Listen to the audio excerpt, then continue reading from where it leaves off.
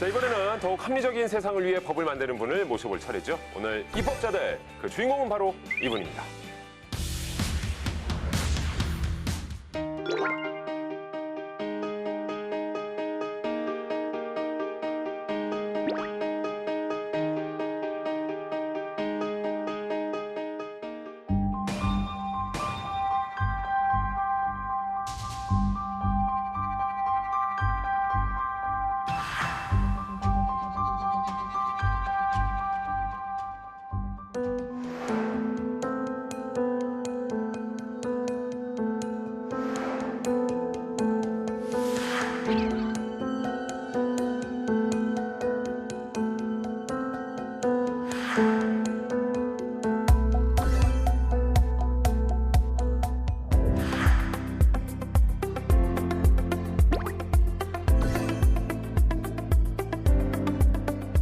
수많은 2차 저작권을 활용했음에도 불구하고 그 원작자한테는 뭐 알려주지도 않는 제대로 좀 바로 잡아야지 지금 K 콘텐츠가 세계로 좀 뻗어가는 그런 추세에서 좀 더 건전한 생태계가 형성되는 거 아니냐. 그 6.25 참전 대상자들은 거의 뭐 90이 넘으신 분들이고 그러니까 지금 뭐 몇 분 남지를 않았어요. 기준 중위소득의 60%에 미달할 경우에는 그 차액을 국가에서 지원해 주자.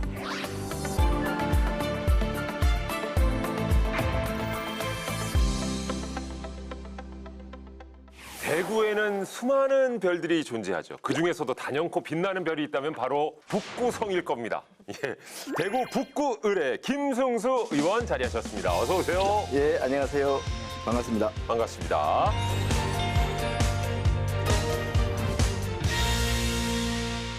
저 하늘에 이제 폴라리스, 북극성이 있다면 대구에는 북구성이 있다. 예, 어떻습니까, 이 표현? 좋습니다. 예, 오늘도 대구를 잘 비추고 계시죠? 예, 예, 제 지역구가 대구 칠곡인데 예. 지금은 앞에 칠자가 이 한자가 좀 바뀌었습니다만 옛날에 그 일곱 칠자 그러니까 이 북두칠성하고 어떻게 보면 좀 통하는 것 같기도 하고 네. 또 별이라 그러니까 굉장히 듣기가 좋은 것 같습니다. 그러시군요. 그러니까 21대 국회 4년 기간 동안 대구와 국회를 오간 거리가 지구 5바퀴 정도가 된다.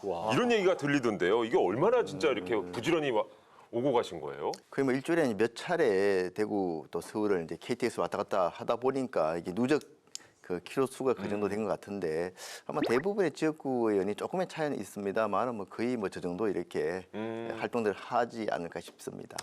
겸손하시기까지. 예. 근데 이게 보니까 4년간 KTX 탑승 횟수가 738회시고요. 네. 거리로 따지면 21만 1,806km, 지구 5바퀴를. 이야, 진짜 어마어마한 진짜 거리네요. 진짜 열심히 부지런히 뛰어다니시는 흔적이 담겨 있네요. 올해는 한 지구 몇 바퀴 정도 예상하시는지. 그러니까 올해뿐만 아니고 이번 22대 임기 때는 네. 좀 더 많이 돌아다닐 것 같습니다. 왜냐하면은 21대 때는 코로나 때문에 한 아하. 2년 이상을 지역에서 행사들이 많이 그 축소되거나 그 중단됐었어요. 예. 그런데 올해는 뭐 이제 완전히 다 그런 것들이 이제 정상화됐기 때문에 아마 21대보다는 더 많이 돌아다녀야 되지 않을까 이 사실 걱정입니다.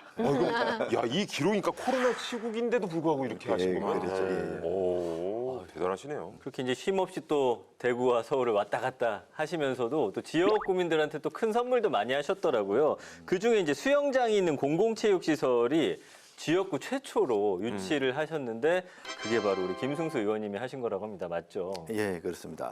사실 그 제 지역구가 대구입니다만은 그 금호강이 대구 도심을 좀 가로지르고 흐르고 있기 때문에 좀 도심하고는 좀 단절된 그런 지역이고 그러면서도 사실 거주 인구는 한 25만에 육박하는 많은 인구를 가지고 있습니다. 그럼에도 불구하고 그동안 이 실내 체육관이 없다는 것, 또 실내 수영장이 없다는 것, 그게 굉장히 주민들의 수건이었었는데 그걸 좀 해결을 했습니다. 지금 이제 그렇군요. 올해부터는 공사가 본격적으로 진행될 것 같습니다. 네. 의원님 보니까 지역일도 지역일이지만 입법 활동도 정말 열심히 하셨다고 전해 들었습니다.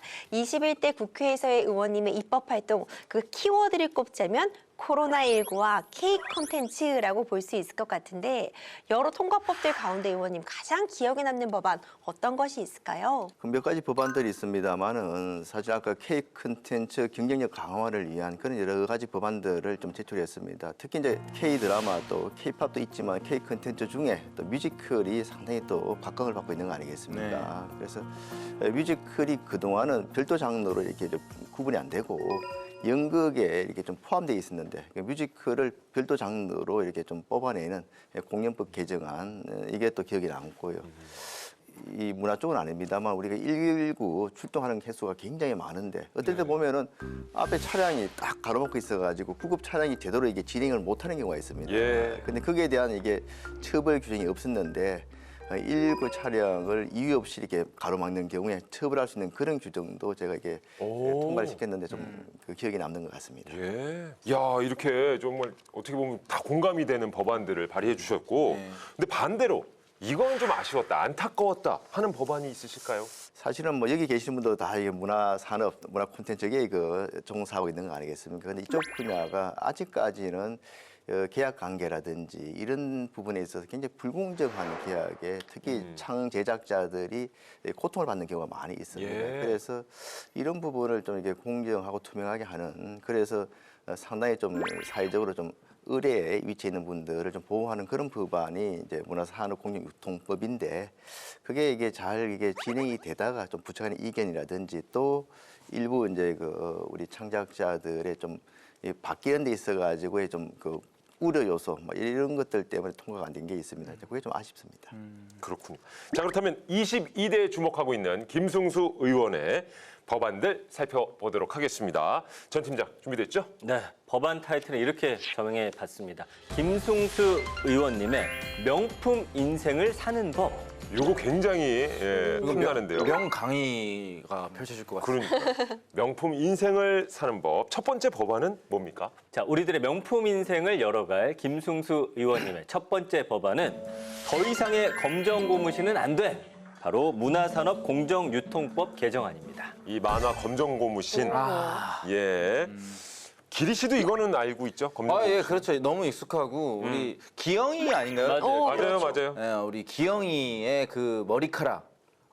요즘 그런 짤이 유행했었어요. 그 머리와 머리를 맞대니까. 아, 이렇게 뾰족뾰족 돼 있으니까. 의원님도 아시네요. 네. 예. 콘디션에 있게 돼 있죠, 그죠? 맞아요. 그러고 보니까 우리 임 변호사님은 거기 이제 춘심이 어머니를 좀 닮았어요. 전 굉장히 마음에 들어요. 거기서 캐릭터에서 엄하면서도 또 사랑 넘치는 그런 어머니잖아요. 그렇죠. 제가 또 단호할 땐 단호하지만 또 사랑 넘치는 걸로 이름 나 있기 때문에 임춘심으로 불러주세요. 맞습니다. 오. 근데 그러고 보니까 의원님은 기영이 조금 닮으신 것 같아요. 그래서 조금 그 개구장이 같은 이미지도 있죠. 예. 예. 근데 왠지 의원님 또 만화도 좋아하실 것 같다는 좀 느낌이 드는데 혹시 웹툰 같은 것도 보시나요? 웹툰은 종종 봅니다. 사실은 뭐 만화는 굉장히 좋아했고 어릴 때 좋아는 하지만 사실은 자주 접할 기회가 많지는 않았었는데 제가 지난 21대 국회 4년 동안 또 문체위에 있다 보니까 네. 어떻게 보면 좀 업무의 연장선상에서 또 어떻게 보면은 제 또 취미를 어떻게 보면은 그 활용하는 그런 측면에서 웹툰들 좀 많이 봤습니다. 최근에 뭐 대표적 대부분의 지금 드라마들 인기 드라마들이 웹툰에서 나온 것들 아닙니까? 맞습니다. 원작이 웹툰이 많아요. 그래서 뭐 대표적으로 재벌집 막내 아들 같은 경우는 예. 드라마도 물론 봤지만 웹툰과 소설까지 다 읽었습니다. 그래서 비교해가면서. 아, 그러셨군요. 그런 비교하는 또 재미가 또 있거든요. 내용들이 또 이게 엔딩 이런 것들이 좀 다 다르거든요. 그러면은 끝까지 보신 거네요, 이거는. 맞습니다. 이렇게 정말 저희가 그 웹툰부터 실은 검정고무신의 추억도 되새겨 봤는데 실은 이 얘기가 나온 게 이 만화를 둘러싼 저작권 논란 때문이었거든요. 심지어 작년에는 이제 그 작가께서도 극단적인 선택을 좀 하셨고, 자 그렇다면 이 법안 제안 하신 이유부터 좀 들어볼 수 있을까요? 예, 사실은 앞서 이제 말씀드렸습니다만은 문화 콘텐츠계에 상당히 이제 창 제작자와 또 이 플랫폼 기업 여기 또 제작자와 그 창작 제작자 사이에 여러 가지 이제 계약 관계에 있어서 불공정한 것들이 많이 있고 그로 인해 가지고 정말 억울한 피해를 당하는 경우가 많이 있었습니다. 그래서 이런 부분들을 제대로 좀 바로잡아야지 지금 K 콘텐츠가 세계로 좀 뻗어가는 그런 추세에서 좀 더 건전한 생태계가 형성되는 거 아니냐 그런 취지의 기본적으로 좀 출발했었고요. 더 결정적으로는 사실은 고 이우영 작가가 그런 저작권 문제 이런 부분의 문제점을 이유한 토론회를 제가 주최를 했었는데 제가 주최한 토론회에 이제 토론자로 사실은 참여를 했었어요. 참여하고 나서 얼마 안 돼서 이 극단적인 또 선택을 하셨는데 그렇군요. 그런 부분이 더 이 법에 좀 더 관심을 좀 갖게 했습니다. 이 저작권을 둘러싼 검정 고무신 사태 그리고 캐릭터 업체와의 법적 분쟁에 대해서 많은 분들이 정말 들어보셨을 것 같은데요. 지금 어떻게 결론이 난 상황입니까? 네, 작년 7월이었죠. 이제 문화체육관광부에서 이 검정 고무신의 캐릭터 업체의 불공정 행위를 중지하라는 그런 시정 명령을 내렸습니다. 그래서 미분배된 수익을 공동 작가인 고 이우영 작가와 동생 이우진 작가에게 지급하라는 그런 시정 명령이 내려진 것인데 그럼에도 불구하고 캐릭터 업체 측에서는 현재까지도 어떤 조치도 하고 있지 않은 건가요, 의원님? 사실은 이 금융공무신과 관련해서는 뭐 만화는 물론 그 애니메이션 KBS 방송이 됐었죠. 그리고 뭐 이 캐릭터 상품을 이용한 그런 것들이 굉장히 많습니다. 그래서 그 수익만 하더라도 굉장히 막대할 걸로 예상이 됩니다. 실제 이우영 작가 측에서 받은 액수는 미미한 수준에 머물고 있고요.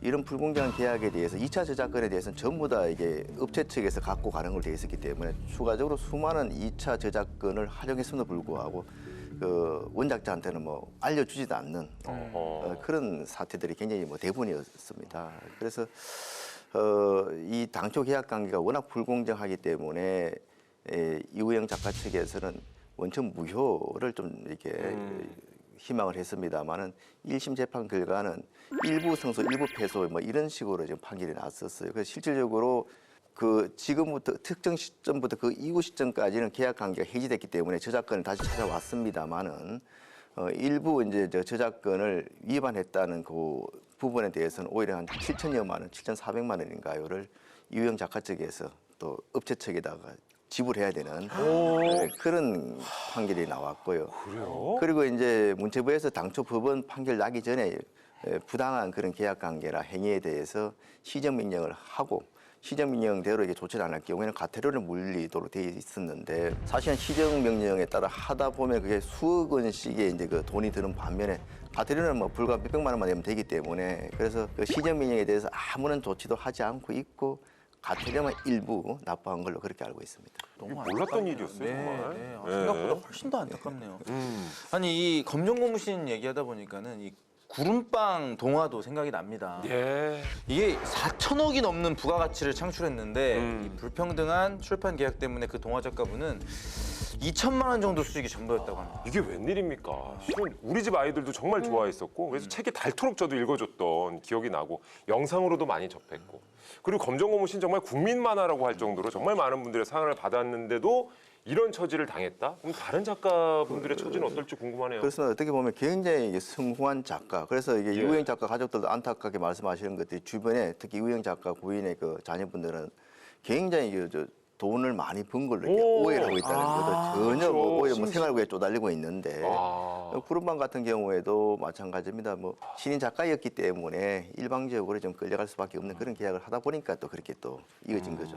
문체부가 지난 2021년에 조사한 걸 보니까 기획, 제작, 유통, 배급, 산업 이 사업체의 33.6%가 10대 불공정 행위를 경험했고요. 특히 문화상품, 이 창 제작자의 주체인 프리랜서 87.7% 이상이 불공정 행위를 경험하고 있다라는 통계가 있습니다. 야, 그러니까 90% 가까이가 불공정 행위를 경험한 적이 있다. 이건 뭐 거의 대부분이라는 얘기인데 심각하네요. 그렇죠. 그래서 이렇게 콘텐츠 업계에 만연해 있는 이런 불공정 행위를 규제하고 뿌리꼽기 위해서 의원님께서 법안을 내신 것 같은데요. 핵심 내용 중에 하나가 불공정 행위를 일단 10가지의 유형으로 좀 정리를 해두신 거겠죠? 예, 그렇습니다. 뭐 대표적으로 뭐 제작 행위를 방해한다거나 기껏 다 완성을 했는데 수령을 거부한다거나 아니면 뭐 여러 가지 이제 뭐 계속 이렇게 저렇게 고치라고 하는 경우 또 이렇게 홍보 이런 것들 비용을 또 증가시키는 거 여러 가지 10가지 정도가 문체부 산하 그 콘텐츠 진흥원에서 이렇게 조사했을 때 나온 대표적인 사례들이 10가지 불공정 사례들이고 그 문화산업공정유통법에서는 이 10가지 사례를 예시로 들어가지고 이런 행위를 했을 경우에 굉장히 그 과태료뿐만 아니고 처벌할 수 있는 그런 규정까지 담고 있죠. 예. 이 시정 명령에 대한 구속력이 약하다라는 부분도 있습니다. 예, 그렇기 때문에 아까 말씀드린 것처럼 지난해 똑같이 이제 그 부분을 직접적으로 처벌까지 할 수 있는 시정명령에 대해서 그치는 것이 아니고 처벌까지 할 수 있는 훨씬 그리고 또 과태료나 이런 것들도 액수를 좀 높이는 그런 법안을 또 발의를 하기도 했었습니다. 그러니까 21대에 이어서 지금 22대에도 이렇게 다시 법안을 내신 이유가 단지 그냥 몇몇 불공정을 바로잡겠다 이런 생각만이 아니라 정말 어떻게 보면 큰 그림을 그리고 계신 것 같은데 자, 이 법안이 통과된다. 과연 어떤 변화를 가져올 거라고 좀 기대하십니까? 아무래도 이제 문화 콘텐츠 산업계의 그 불공정한 계약 관계 또 의구한 일들이 좀 해소되지 않겠는가 하는 그런 기대를 가지고 있고요. 그럼에도 불구하고 또 이게 여러 가지 이게 법이 시행됐을 경우에 당초 의도와는 달리 창 제작자들한테 여러 가지 또 부담이 증가되는 경우가 없지 않겠는가 이런 우려들도 좀 하고 있어요. 그래서 이제 일부 이제 그 창 제작자들 같은 경우에는 좀 거대 기업, 거대 OTT 기업이라든지 플랫폼 업체 이런 쪽에서 이 법이 통과됐을 경우에 너들한테 우리가 창 제작자들한테 우리가 제공했던 이런 혜택들이 없어질 수 있다. 이런 쪽으로 이제 이야기를 해가지고 거기에 대한 우려 때문에 또 그분들이 약간 반대 목소리를 내는 그런 사례도 있었습니다. 그것도 이제 통과를 좀 힘들게 했던 부분 중에 하나고요. 좀 사실 안타깝습니다. 그러네요. 정말 더 이상은 이런 검정 고무신 사태와 같은 비극은 일어나지 않아야 되고요. 또 이번 기회에 바로 잡아야 우리 K 콘텐츠가 더 성숙할 수 있는 그런 분위기가 되지 않을까 싶습니다. 자, 계속해서 다음 법안으로 넘어가 볼까요? 네, 김승수 의원님의 명품 인생을 여는 법 두 번째 법안은요.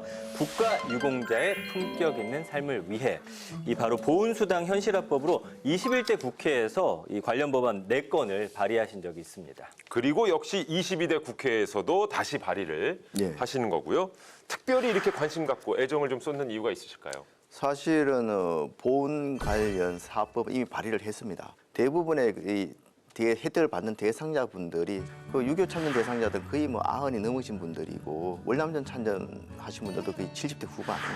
그러니까 지금 뭐 몇 분 남지를 않았어요. 그리고 또 남아 계신 분들도 1년에 거의 뭐 10,000명에서 20,000명 가까이 이렇게 좀 별세를 하시는 그런 안타까운 상황이기 때문에 빨리 이런 법안을 통과시켜서 그래도 그냥 남은 분들한테 좀 혜택이 돌아가도록 해야 되겠다. 그래서 좀 이렇게 서둘러 좀 다시 재발의를 했습니다.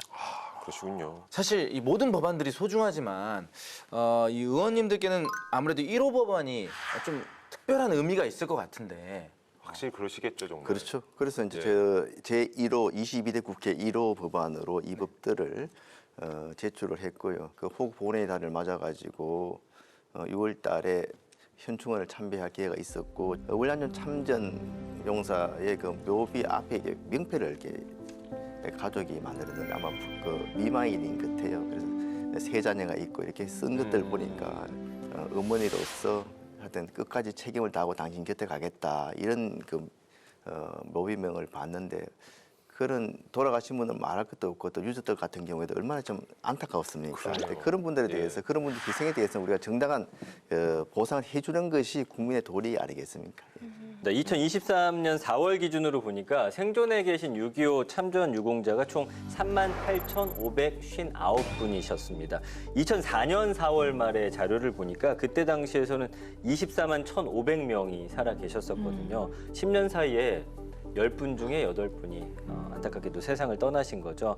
그래서 6.25 참전 유공자를 포함한 참전 유공자 경제 상황 의원님께서도 아까 지적해 주셨지만 굉장히 좋지 않은 상황이에요. 자, 공적 이전 소득을 제외한 시장 소득만 보면은 그 기준 중위소득 30% 미만이 56.9%.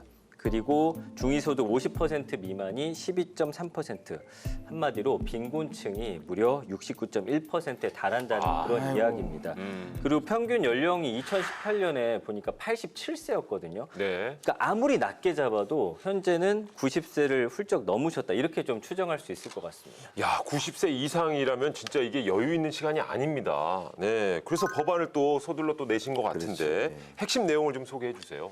그래서 워낙 어렵게 살고 계신 분들이 많기 때문에 이런 보훈수당이나 참전 유공자 수당을 받은 것을 합치더라도 기준 중위소득의 60%에 미달할 경우에는 그 차액을 국가에서 지원해 주자.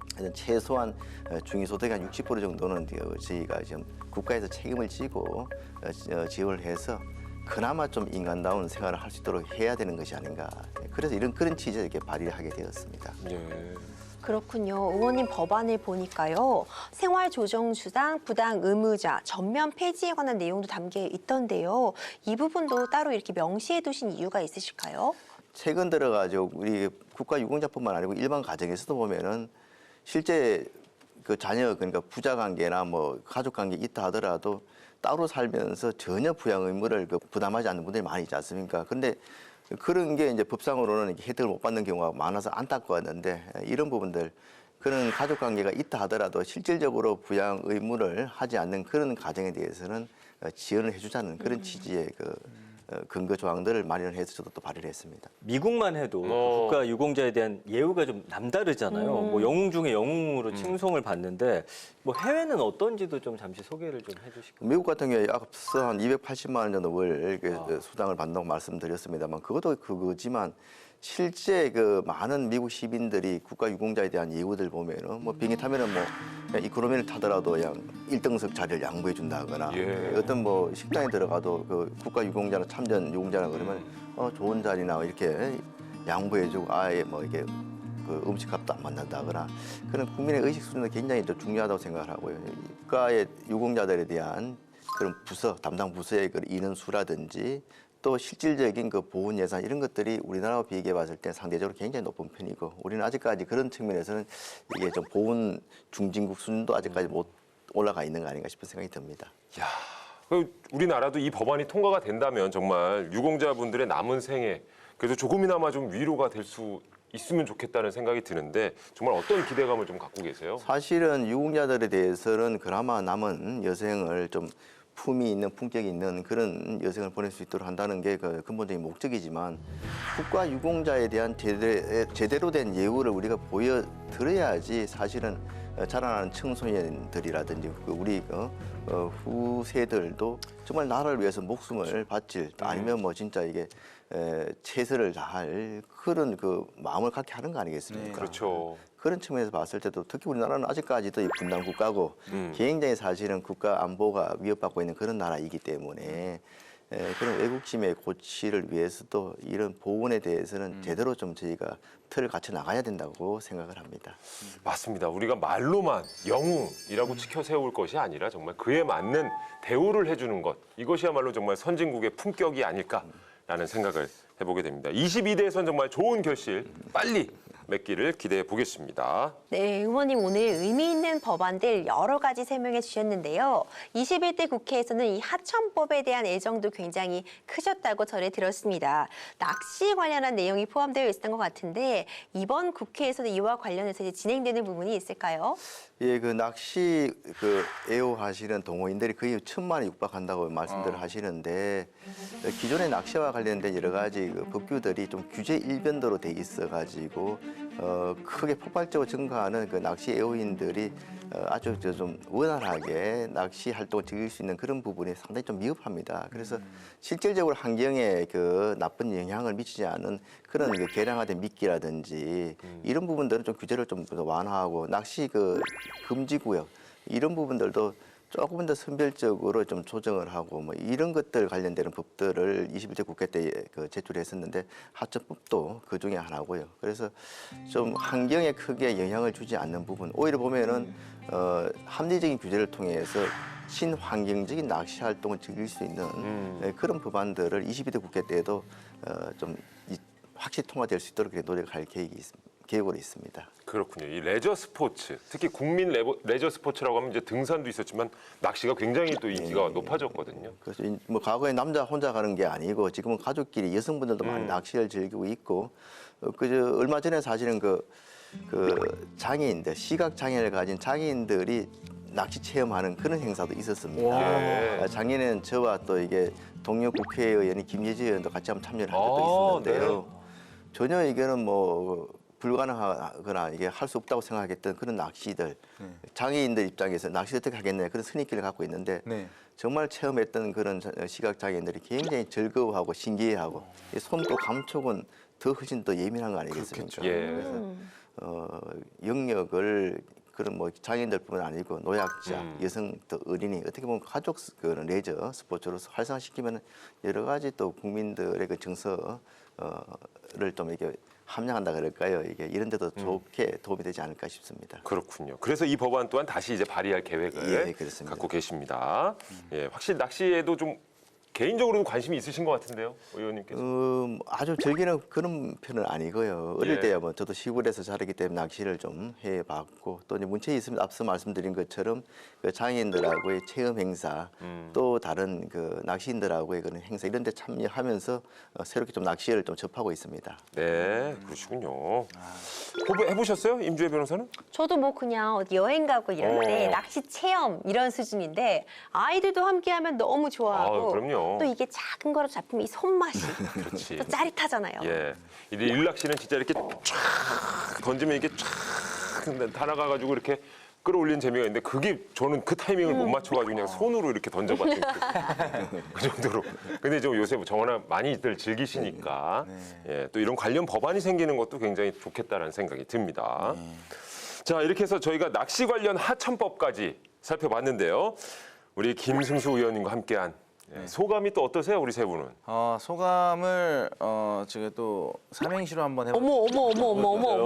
야, 삼행시 이거 진짜 쉽지 않은데. 네. 자, 운을 띄워드려요. 네. 자, 김. 우리 김승수 의원님 정말 좋은 입법. 우리 김승수. 김으로 가야죠. 자, 김. 김승수 의원님, 우리 김승수 의원님 정말 좋은 입법 활동 보여주셔서 감사드리고 제안 하나 할 것이 있습니다. 오, 승. 승낙해 주십시오. 오, 이 마지막에 중요하죠. 수. 수화랑해도 되겠습니까? 뭘? 수화랑해도 되겠습니까? 사랑해도 되겠습니다. 수화랑. 좀 괜찮으세요? 저랑 눈을 못 마주치시네요. 죄송합니다. 저희가 죄송합니다. 대신 많이 부끄럽네요. 괜히 기발합니다. 굉장히 기발하다고. 임재 변호사가 또. 너무 부담스럽다. 삼행시 안 해도 돼. 그냥 소감 말씀해 주세요. 아니 우리의 어떤 재치 아이콘이잖아요. 근데 이렇게 예. 해놓으니까 제가 삼행시 다시 한번 도전하겠습니다. 오, 야, 그래요. 자, 김. 김승수 의원님, 북구와 대한민국의 승리를 위해서 수고해 주세요. 깔끔하다. 이 깔끔하다. 정도면 기립박수감이죠. 이 정도면. 아니 그냥 좌식 박수 정도. 기립까지는 아니고 그래도 깔끔했어요. 깔끔했어요. 수아랑보단 나았다. 예, 전민기 팀장. 진짜 소감 얘기해도 돼요. 삼행시 안 해도 돼. 삼행시 하겠습니다. 고집들이 있어. 삼행시 욕심이 있네. 자, 김승수 의원님께 불만이 있습니다. 요거 좋아. 요거 래퍼 좋아. 같은 느낌이네요. 좋아. 일단 도발. 자, 승리하셔서 국회에 재입성하셨는데 수. 사랑합니다. 아이, 근데 저는 개인적으로 네. 그러니까 의원님 사람마다 느껴지는 어떤 기운이라는 게 있잖아요. 근데 뭔가 굉장히 진짜 대구의 우리 지역 구민을 위한 그런 마음도 느껴지지만 네. 또 아까 그런 발의한 법들 보니까 네네. 그 우리 사실은 방송계 진짜 그 불합리한 그런 점들을 잘 살펴보시고 그분들을 위해서 진정으로 열심히 일해 주시는구나가 느껴져가지고 네. 저희도 방송하는 사람으로서 네, 네. 좀 더 마음이 가지 않나 네. 싶습니다. 맞습니다. 진짜 우리들의 마음이 느껴지셨죠, 의원님? 예, 그대로 전달됐습니다. 그럼 이제 답가로 의원님께서도 삼행시를 하지 마요. 예. 자, 마지막으로 22대 국회에 임하는 포부 한 말씀 좀 듣도록 하겠습니다. 가장 우리 국민들한테 지금 신뢰를 주지 못하는 그 조직이 우리 국회일 것 같습니다. 지금 뭐 여지없이 22대 국회도 그런 국민들의 실망을 참 저버리지 않고 더 실망스러운 출발을 좀 하고 있는 것 같은데 그럼에도 불구하고 또 우리가 조금씩 이게 노력을 하면은 국민의 피부에 와닿는 그런 제도들, 그런 또 법률들 하나하나씩 좀 바꿔갈 수 있다는 그런 희망을 가지고 있습니다. 그래서 정말 그 숫자를 좀 이게 높이기 위한 그런 입법이 아니고 말 그대로 법안 하나라 하더라도 제대로 국민들한테 그 성과가 피부로 느껴지는 그런 법안들, 정책들을 22대 국회에서 많이 만들어질 수 있도록 열심히 뛰겠다는 말씀을 드립니다. 야, 오늘 실은 함께하면서도 느꼈지만 워낙에 탁월한 행정 전문가로 또 잘 알려져 계시거든요. 건강 관리도 잘하셔가지고요. 지구 5바퀴 이상 열심히 뛰어주시길 저희도 응원하도록 하겠습니다. 예, 감사합니다. 오늘 김승수 의원과 함께한 시간이었습니다. 감사합니다. 예, 고맙습니다.